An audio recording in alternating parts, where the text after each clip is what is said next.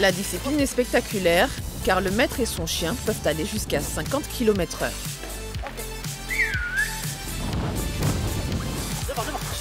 Ok. Ce binôme si complice, c'est Tony Prel, 36 ans, et Oslo, 3 ans. Ensemble, ils ont conquis en 2021 le titre de champion de France de bike joring ou cani-VTT, une discipline dérivée du mushing où le traîneau est remplacé par le vélo, mais le pilote reste très actif. Le VTTiste, il est actif, même doublement actif, ne serait-ce que déjà pour pour avancer, mais aussi pour prêter attention à son chien, pour donner des directions, pour veiller à ne pas commettre d'erreurs. Alors l'entente entre les deux est impérative. C'est-à-dire que le chien est attelé à nous, attelé au vélo. Il faut qu'il y ait une harmonie parce qu'on ne peut pas se permettre d'aller à des vitesses assez élevées en sachant, en ne donnant pas toute notre confiance au chien. Imaginez-vous en pleine ligne droite, s'il devait partir d'un seul coup à droite, ça serait vraiment trop dangereux, on prendrait des gamelles à tout va. Après les efforts intenses, direction le lac de Sepois. Allez va, allez Nano.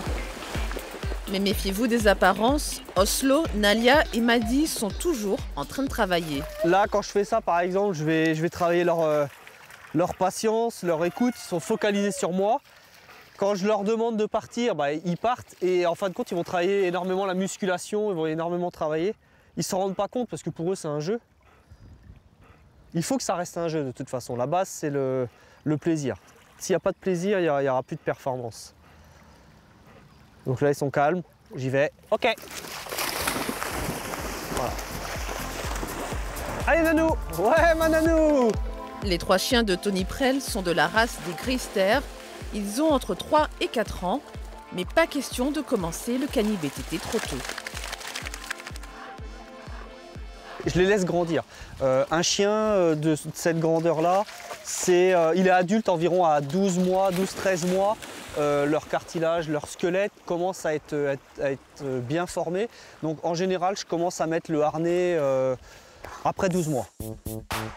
Au quotidien, Tony s'occupe beaucoup de ses partenaires sur pattes, mais il ne délaisse pas son propre entraînement. Il a commencé le cani-VTT en 2015 pour faire une activité avec son chien. Ce lien qui nous unit, c'est vraiment unique. Le dépassement de soi, parce qu'en fin de compte, quand on est fatigué ou qu'on n'a pas envie d'y aller parce qu'il pleut, parce que on le fait pour notre chien, parce que lui veut sortir, veut courir, veut s'amuser.